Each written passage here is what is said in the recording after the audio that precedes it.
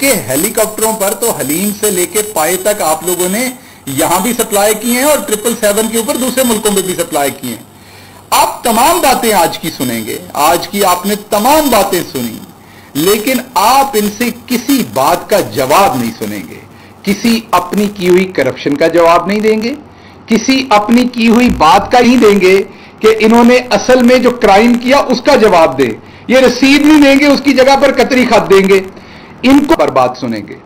लेकिन 24 घंटे गुजर जाने के बावजूद, मैं दोबारा रिपीट कर रहा हूं, 24 घंटे गुजर जाने के बावजूद एक ऐसी बाजी जिसका फोन उसके हाथ से उतरता नहीं, आपने देखा होगा, एक ऐसी बाजी जो लोगों की गलत फिल्मों से लेकर सही फिल्मों तक सारी किस्म की वीडियोस और फिल्में जिस बाजी ने बनाई हुई हैं, एक ऐसी बाजी जो लोगों के टेक्स्ट मैसेजेस के स्क्रीनशॉट और लोगों की तमाम फिल्में और उनकी बातों के ऊपर ब्लैकमेलिंग तक करने से इज्तनाब नहीं करती, एक ऐसी बाजी जो अगर पाकिस्तान में कोई भी बात हो तो उसके ऊपर वो ट्वीट ना करें तो उनको कुछ हजम नहीं होता। बिल्कुल एक ऐसी बाजी जो है, उन्होंने अभी तक 24 घंटे गुजरने के बावजूद जो इंग्लैंड की टीम यहां पर उन्होंने आने से इनकार किया है, उसके ऊपर उन्होंने किसी किस्म का कोई ट्वीट नहीं किया। यह क्यों हुआ है, ये आप सबको इनसे पूछना पड़ेगा। इनके वालिद साहब यहां पर उनके प्लेटलेट्स झूठे तौर पर कम हुए थे, वो यहां से मफरूर होकर लंदन भागे थे, उसी लंदन में जिनकी टीम ने कहा है कि पाकिस्तान सिक्योर नहीं है, हमने यहां नहीं खेलना। आप और उससे पहले न्यूजीलैंड ने आपके सामने है। क्या पिछले 24 घंटों में मरियम सफदर साहबा का टेलीफोन और वो खुद कहीं फ्रीजर के अंदर लगी हुई हैं? क्या वो जिंदा हैं? कोई उनसे सवाल पूछे। वो आज पार्टी कन्वेंशन तो अटेंड कर रही थी, लेकिन एक लफ्ज हराम हो अगर उन्होंने बोला हो लंदन के ऊपर, बरतानिया के ऊपर, कैसे बोलेंगे?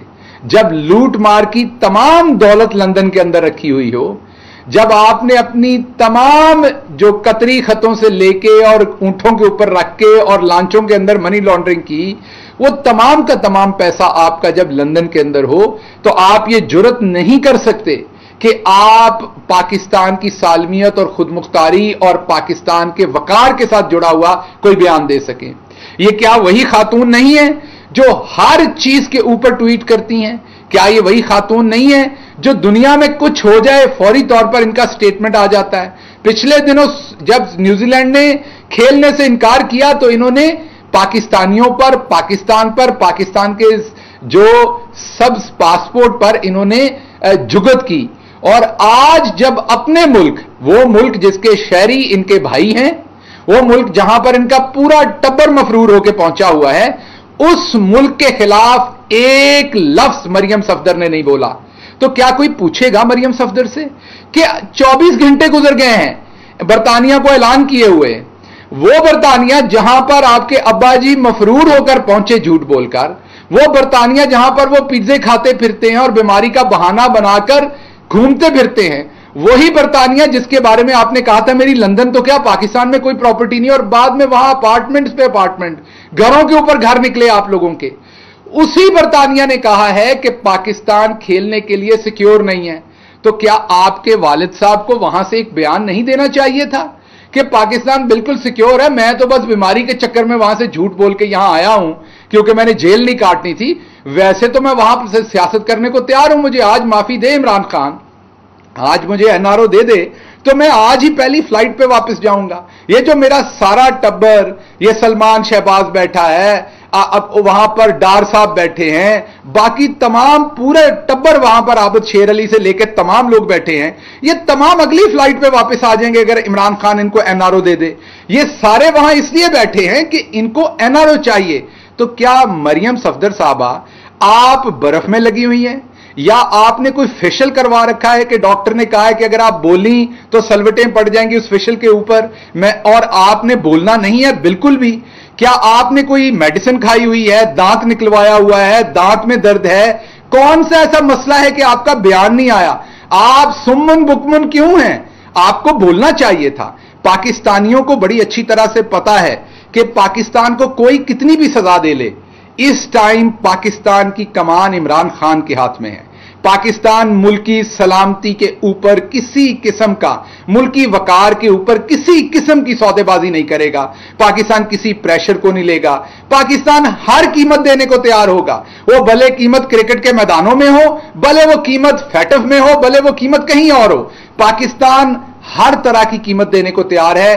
पाकिस्तान ने पहले भी हर तरह के हालात का मुकाबला किया है। हमारी बहादुर अफवाज ने अपनी जानें दी हैं, अपने खून से सिंचा है इस धरती को। 80,000 से ज्यादा शहादतें इस मुल्क ने उठाई हैं। हमने कुर्बानियां दी हैं, अपने बिजनेस की कुर्बानियां दी हैं।